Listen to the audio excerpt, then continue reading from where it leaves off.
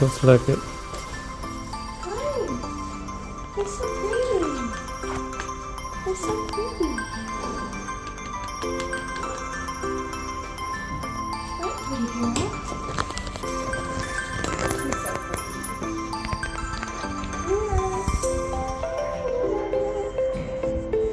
Yeah. Oh, pretty girl.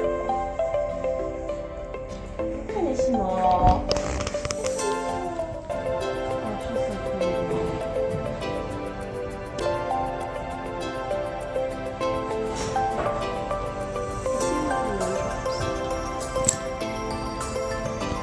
She's so pretty. Look at the way she moves. Oh no.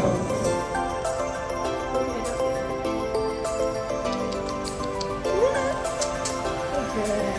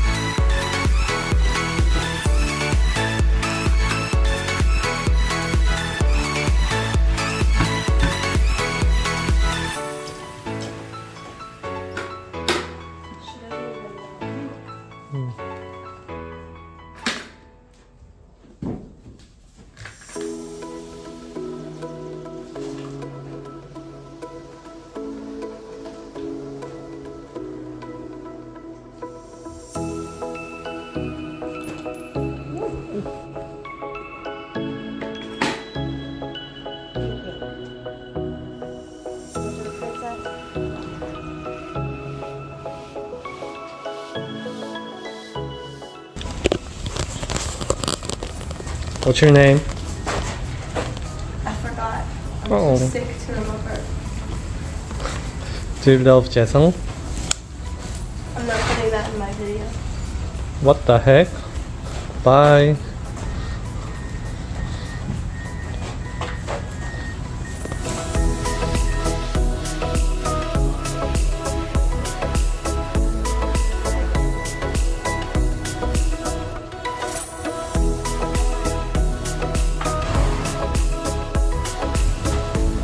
Say you love me.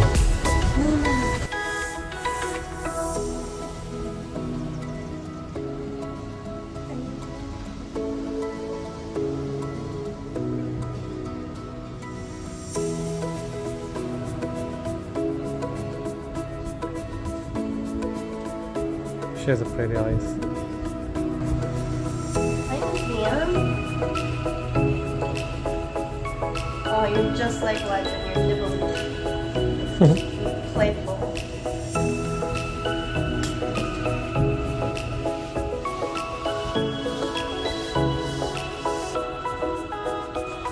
그쵸?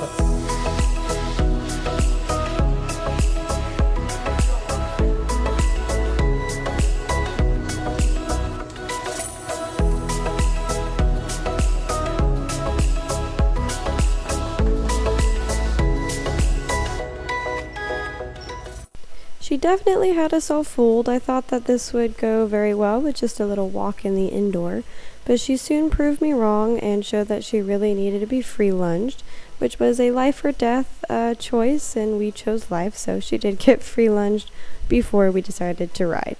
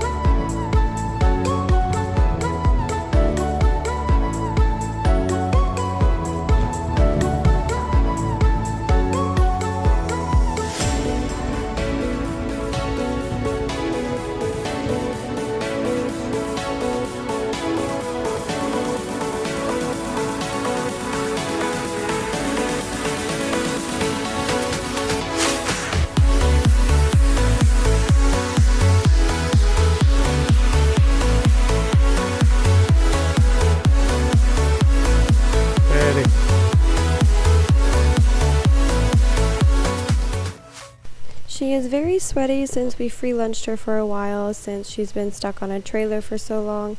She is also from up north, so she has a thicker coat, so being all the way back and down toward like Texas, it's a lot hotter here, so she's not used to it, but don't be worried. Like, we gave her lots of walking break after we free lunched and offered her water, so she is just fine. As you can see, she's already rearing to go again.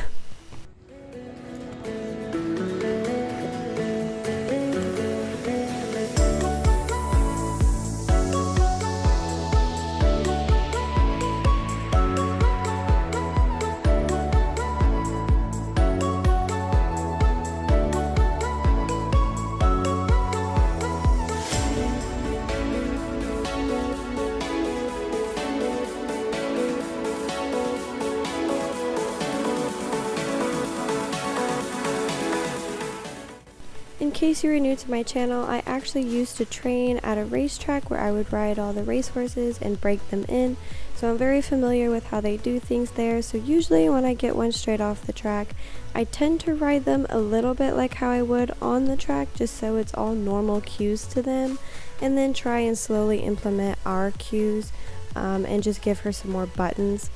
Also, since I never know exactly what bit they are using on these horses on the track, as it does vary between each barn and each horse, I like to start them off with a full cheek, basic snaffle, or even a French link, just because usually thoroughbreds do have a smaller palate, so sometimes the snaffle is a little too much.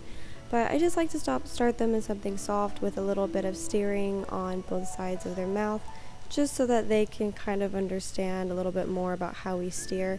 And as you can see there, like she's 4. She's gonna have some baby moments. So this ride was actually quite interesting, not as well as it went with Rio's, but she's actually turning out to be quite the little horse.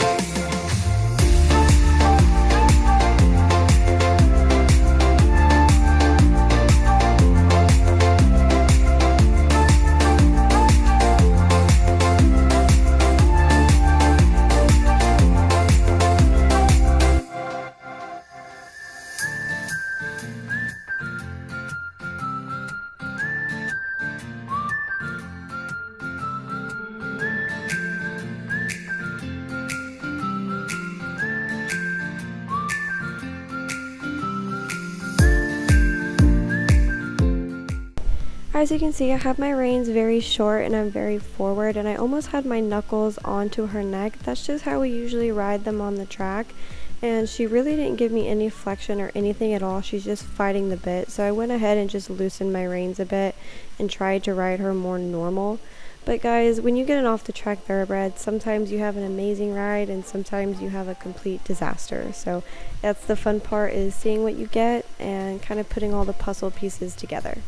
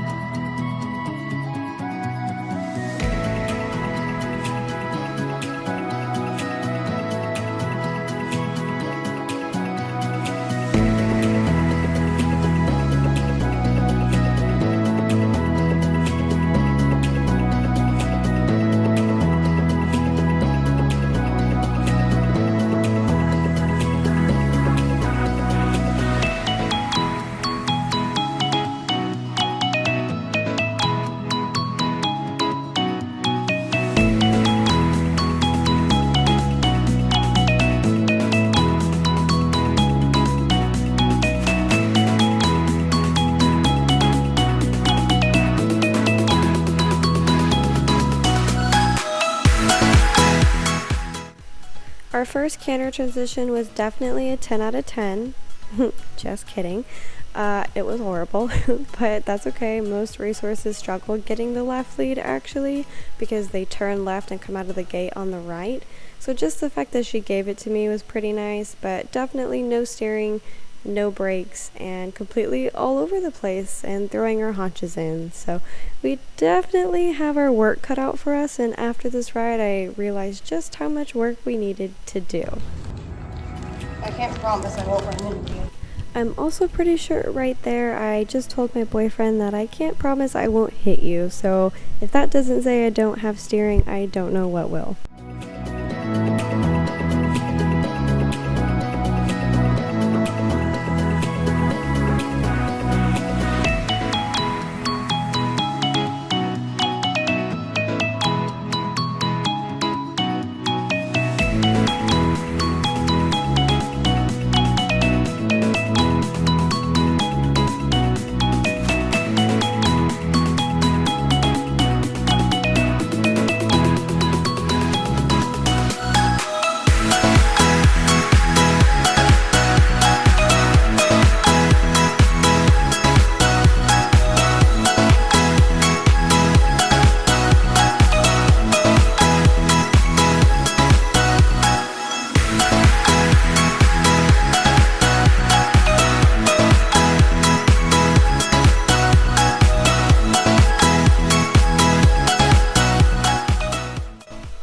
section, she was an absolute disaster and a giraffe. Her hiney was completely to the inside, like almost traveling down diagonal with her haunches in, and her head was completely up in the air with her head tilted, and it was definitely hard to ride. So that's where we're starting.